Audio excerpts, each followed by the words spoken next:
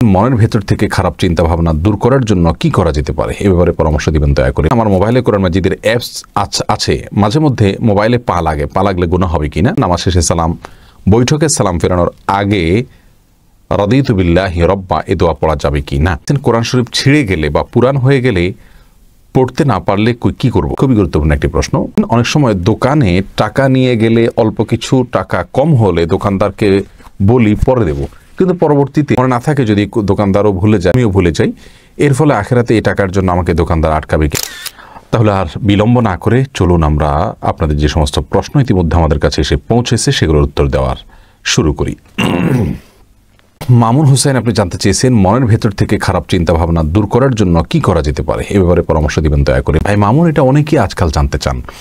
আমাদের মনের ভিতরে শয়তান নানা রকমের ওয়াসওয়াসা, কুমন্ত্রণা এবং বাজে চিন্তা প্রবেশ করিয়ে দিয়ে থাকে।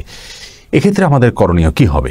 আসলে মনের ভিতরে যখন কোনো বাজে চিন্তা আসে তখন আমাদের ইবাদতের যে ধ্যানমগ্নতা সেটাতে ব্যাঘাত সৃষ্টি হয়।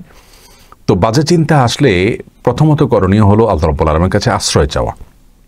যে শয়তান আমাদের মনের ভিতরে বাজে চিন্তা প্রবেশ করাচ্ছে সেই শয়তান থেকে আল্লাহর রাব্বুল আলামিনের আশ্রয় চাওয়া। আউযু বিল্লাহি মিনাশ শাইতানির রাজিম পড়া, আল্লাহুম্মা আজিরনি মিনাশ শাইতান, আল্লাহুম্মা ইন্নী আউযু বিকা মিনাশ শাইতান বা আউযু বিল্লাহি মিনাশ শাইতানির রাজিম। যে কোনোভাবে শয়তান থেকে পানাহ চাওয়ার যত দোয়া আছে সেগুলো পড়তে পারি। আউযু বিকালিমাতিল্লাহি তাম্মা মিন কুল্লি শাইতানিন ওয়া হাম্মা ওয়া মিন কুল্লি আইনিন লাম্মা, আউযু বিল্লাহি মিন হামাযাতিশ শায়াতিন। এই জাতীয় যত দোয়া আছে সেগুলো আমরা বিশেষ করে পড়ব।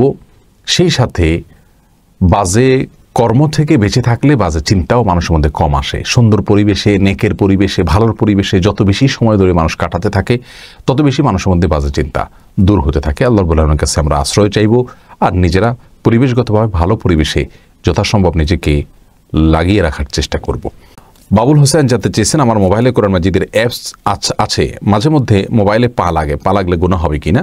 দ্বিতীয় প্রশ্ন আপনার, নামাজ শেষে সালাম, বৈঠকে সালাম ফেরানোর আগে রাদিতু বিল্লাহি রব্বা এ দোয়া পড়া যাবে কি না। দেখুন, মোবাইলে যদি কোরআনের কোনো অ্যাপ থাকে সেখানে পাওয়া লাগলে কোরআনের প্রতি অসম্মান হবে, ব্যাপারটি এরকম নয়। আমাদের প্রত্যেকেরই কিন্তু শরীরে, আমাদের স্মৃতিতে, আমাদের মেমোরিতে কিন্তু কোরআন কারীম রয়েছে। সেক্ষেত্রে আমাদের শরীরে কারো পাওয়া লাগলে যে কোরআনের প্রতি অসম্মান হয়ে যাবে সেটি তাই নয়। ঠিক তেমনিভাবে কোরআন কারীমের অ্যাপসের মধ্যে কোরআন রয়েছে, সেটার প্রতি আপনার অসম্মান হবে না যদি কোরআনের মোবাইলের মধ্যে পাওয়া লাগে। আমাদের বুকে বা মাথায়, আমাদের স্মৃতিতে কোরআন রয়েছে, মেমোরি রয়েছে, অথচ আমরা একে অন্যের গায়ে পা লাগাচ্ছি ইচ্ছায় অনিচ্ছায়। অতএব এর সাথে কোরআন অসম্মানের সম্পর্ক প্রত্যক্ষভাবে জড়িত নয় ইনশাআল্লাহ বিইذنিল্লাহ। কেউ নিয়ত করে যদি করে আল্লাহ মাফ করুক, সেটা ভিন্ন কথা, সেটা তো আর কেউ সচরাচর করে না। আর দ্বিতীয় প্রশ্ন হলো যে নামাজ শেষে বৈঠক সালাম ফেরানোর পর শেষ বৈঠকে আপনি সালাম ফেরানোর আগে রাদিতু বিল্লাহি রব্বা এটা যদি পড়েন তো এটা তো কোনো দোয়ামূলক কথা নয়। শেষ বৈঠকে কি পড়বো সেটা কোরআন হাদিসে আমাদেরকে নির্দিষ্ট করে বলে দেওয়া আছে। আত্তাহিয়াতু পড়বো, দুরুদ পাঠ করব, তারপরে এখানে দোয়া চাওয়া যেতে পারে। রাসূল করিম সাল্লাল্লাহু আলাইহি ওয়াসাল্লাম বলেছেন সুম্মা লিয়াতাখায়্যার মিনাদ দুআই মা শা। বুখারী এবং মুসলিম যে বর্ণনা করেছে যে তাশাহুদের পরে শেষ বৈঠকে এবং দুরুদ পাঠের পরে যেই কোনো দোয়া আল্লাহর কাছে করবেন। রাদিতু বিল্লাহি রাব্বা ওয়া বিল ইসলামি দীনা মুহাম্মাদিন সাল্লাল্লাহু আলাইহি ওয়াসাল্লাম নবিয়্যা, এটা কিন্তু কোনো দোয়া নয়, এটা একটা জিকির বলতে পারেন। এটা আল্লাহ সুবহানাহু ওয়া তাআলার প্রতি একটি আনুগত্যের স্বীকৃতি বলতে পারেন। কিন্তু আল্লাহর কাছে কোনো কিছু এখানে প্রার্থনা করা হচ্ছে না, চাওয়া হচ্ছে না। শেষ বৈঠকে চাওয়ার কথা বলা হয়েছে, যার কারণে এই দোয়াটি সালাম ফেরানোর আগে আমরা পড়ব না। বিন্দা আনোয়ার জানতে চেয়েছেন কোরআন শরীফ ছিঁড়ে গেলে বা পুরান হয়ে গেলে পড়তে না পারলে কি করব। খুবই গুরুত্বপূর্ণ একটি প্রশ্ন।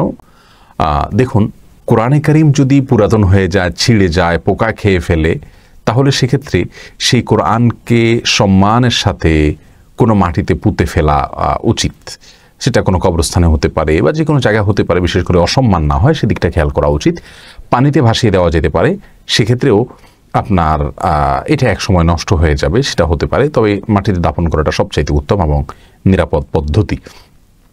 আগুনে পুড়ে ফেলা যাবে কি না এই বিষয়টা নিয়ে আমাদের সাধারণ মানুষের মধ্যে যথেষ্ট পরিমাণ আবেগ কাজ করে যে না, আগুনে পড়বে কেন আল্লাহর কোরআন। অথচ উলামায়ে কেরামের অনেকেই এটাকে আগুনে পোড়াটাও এটাকে শেষ করে ফেলে, এটা অসম্মান কিছু না, তার ছায়াগুলোকে আপনার সম্মানজনক কোনো জায়গায় আপনি পুঁতে ফেললেন বা রেখে দিলেন বা ফেলে দিলেন, তাতেও দায়িত্ব মুক্ত হয়ে যাবে। যেহেতু আমাদের দেশে মানুষ এটাকে ভালোভাবে নেন না এবং আগুনে পোড়ানোটা সাধারণত প্রতিবাদের ক্ষেত্রে এবং বাজে সেন্সে হয়ে থাকে, সেই জায়গা থেকে আমরা এই কাজটা না করাই ভালো হবে। আমাদের জন্য আরও বিকল্প রয়েছে, সেগুলো আমরা করতে পারি। আজিজুল হক রাশেদ জানতে চেয়েছেন, অনেক সময় দোকানে টাকা নিয়ে গেলে অল্প কিছু টাকা কম হলে দোকানদারকে বলি পরে দেব, কিন্তু পরবর্তীতে যে আমার মনে না থাকে যদি দোকানদারও ভুলে যায়, তাহলে আমিও ভুলে যাই, এর ফলে আখেরাতে এই টাকার জন্য আমাকে দোকানদার আটকাবে কি? অবশ্যই আটকাবে। এ ধরনের ক্ষেত্রে আপনি কেন দায়িত্ব নেবেন যেটা আপনি ভুলে যেতে পারেন? এটা অবশ্যই দায়িত্বহীনতার পরিচয়। আল্লাহ রাব্বুল আলামিনের কাছে প্রতিটা বিষয়ের, ছোট বড় প্রত্যেকটি বিষয়ের জন্য আমাদেরকে জবাবদিহি করতে হবে। প্রত্যেকটা বিষয়ের জন্য আমাদেরকে আল্লাহ রাব্বুল আলামিন জিজ্ঞাসার মুখোমুখি করবেন। বিশেষ করে বান্দার হক, প্রতিটি পয়সার হিসাব দিতে হবে। তাহলে আমি দোকানদারের কাছে পরে দেব বলে চলে গেলাম, কিন্তু পরে ভুলে গেলাম, এর মানে হলো আল্লাহ রাব্বুল আলামিনের কাছে প্রতিটি পয়সার, প্রতিটি বিষয়ের যে হিসাব দিতে হবে সেই ব্যাপারে আমার বিশ্বাসটা সেই মাত্রায় নাই। তাহলে এরকম ক্ষেত্রে হয় বলবেন ভাই মাফ করে দেন, আর না হলে অবশ্যই মনে রেখে সেটাকে আপনাকে পরিশোধ করতে হবে। দোকানদার ভুলে গেলে দোকানদার তো এখানে কোনো দায় নেই, কিন্তু যিনি নিয়েছেন, সদাই কিনেছেন, তার দায় রয়েছে, অতএব তাকে সেটি খেয়াল করতে হবে।